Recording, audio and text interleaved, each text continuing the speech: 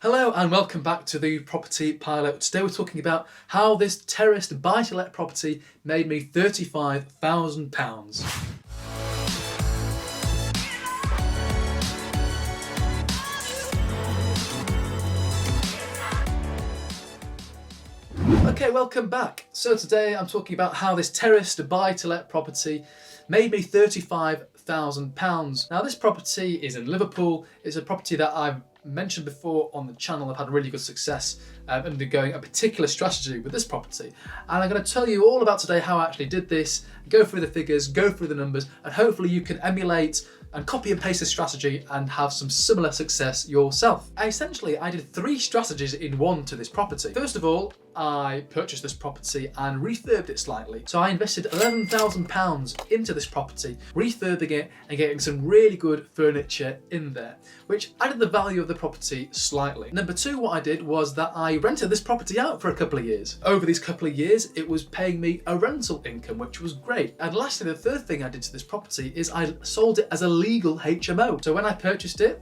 it wasn't a legal HMO, and I turned it around and I made it legal. And I'll come on to this very, very shortly. How did I actually find this property? So, as I alluded to, this property is in Liverpool. My sister went to university in Liverpool, and I asked her, where are some good areas that, students look to live in when they go to Liverpool? And she gave me a couple of areas, and I had a look, and I, was looking for properties in those areas, and I came across this property what I thought could do the job. It could work for a student HMO. So I viewed it, I really liked it, offered on the property, and secured it. Although someone did try to gazump me, but that didn't happen in the end, fortunately. The property was listed for £100,000. I agreed the purchase at £96,500. Someone tried to gazump at £100,000 later on, but fortunately I persuaded the agent to continue to accept my offer and not go with the higher offer, and it all worked out. And I'm very glad I did that because this property was extremely successful. So I mentioned before that, when I purchased it, it wasn't a HMO, and I sold it as a legal HMO. And I've got a video all about this. It's got a really clickbaity title. I do apologise, but it's not actually clickbait.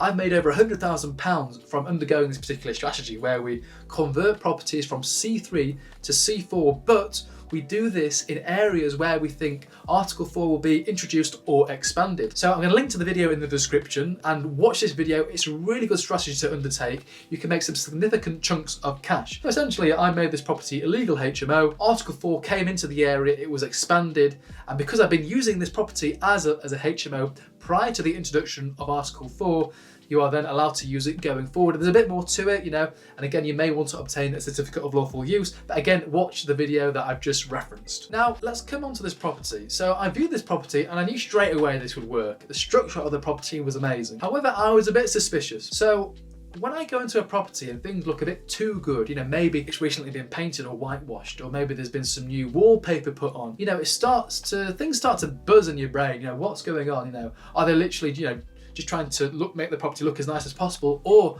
are they trying to hide some issues? Are they trying to hide some damp, some mold, any water ingress, things of that nature? Okay, so luckily I've got experience in this, and I thought, this looks a bit fishy, and I saved back a slight contingency for any issues that may occur during the refurb and after the refurb, and we'll come on to this a bit later on in the video. As I mentioned, this property is in Liverpool, and I don't know much about Liverpool, or I began to know a little bit about it as I was conducting more research in the area. But the great thing about buying in Liverpool at that time in 2019 was the Article 4 area. For those that you don't know what Article 4 is, again, it's in the video that I referenced.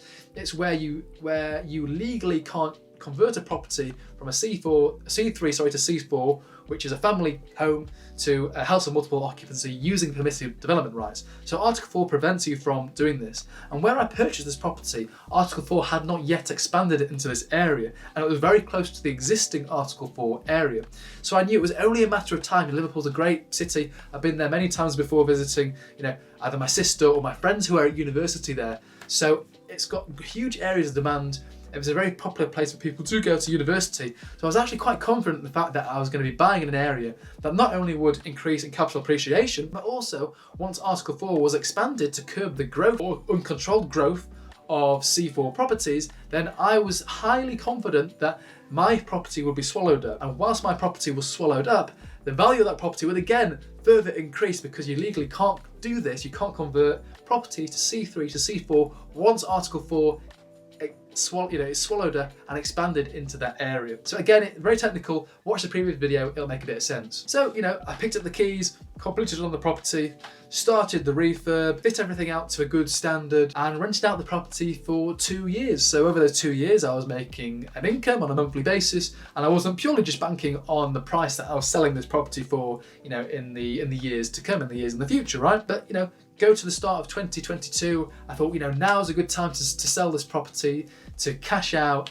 and to maximize the value on my exit. Now, in hindsight, this was a perfect decision to make, because obviously, as I record this in November 2022, the latter half of 2022, when the market started to reverse its positive trend and then start to decline slightly, and I think it will decline a bit more in the next couple of years to come. So I sold at the best possible time.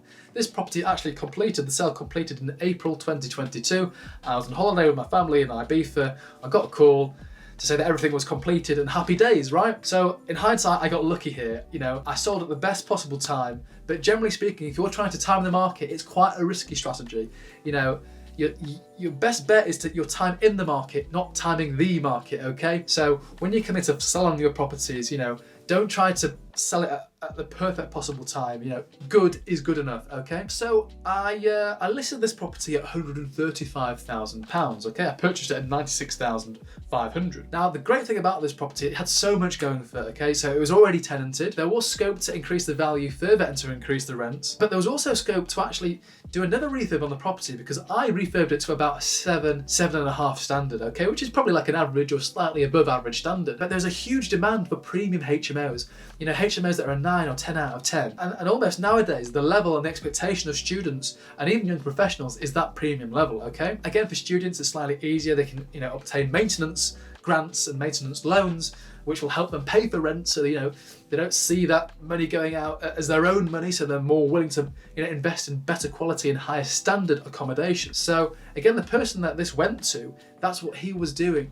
He was converting it into a luxury, into a premium HMO, and obviously commanding a far greater rent for that property. So it was listed for £135,000, and within a couple of days it generated so much interest. It even had blind offers, so investors that didn't want to go see the property, they were happy with the particulars online, and they were putting forward offers and cash offers in excess of asking without even seeing the property. That's how crazy the property market was in the first half of 2022. It was absolutely ridiculous, especially in Liverpool. So I ended up agreeing the sale of this property for £140,000 cash. I'm pretty sure it was a cash offer if I remember rightly. Anyway, it completed in a timely manner. So, obviously I was extremely happy. We were listing at 135 and we obtained £140,000 sale price, okay? So, great result. And this all happened within about 4 or 5 days. So that again, the market was absolutely crazy back then. So, let's fast forward. I think it was about 2 months. The property was sold. I got paid out, and it was a very, very nice day. So let's just go over the numbers now. We can see, how much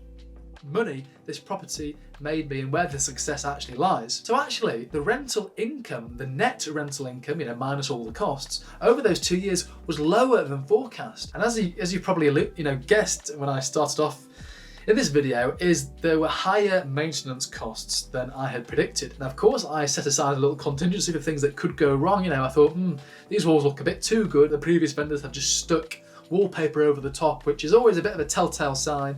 And there was damp in one of the rooms. Again, there was also some roofing work that needed to be carried out. So actually, I ended up spending a few £1,000s more on the upkeep and maintenance of this property over those couple of years. So once you've minus that off the rental income was below what I'd forecast, but nevertheless, it was about £3,000 profit in rent over those 2 years. It should have been much higher, but these things happen, okay? Now, the great thing about this is because the price that I sold this property at was higher than what I'd forecast. So, although I made less money in those 2 years over the rents minus the maintenance issues, the actual sale of this property beat my expectations, which means overall this property was extremely profitable, delivered a high return on investment, and beat my expectations. So again, I sold this property for £140,000, I purchased it for 96.5, and I put £11,000 into the property itself. So the net profit on that, once you take into account the rents and the proceeds from the sale, is roughly just over £35,000. So not a bad return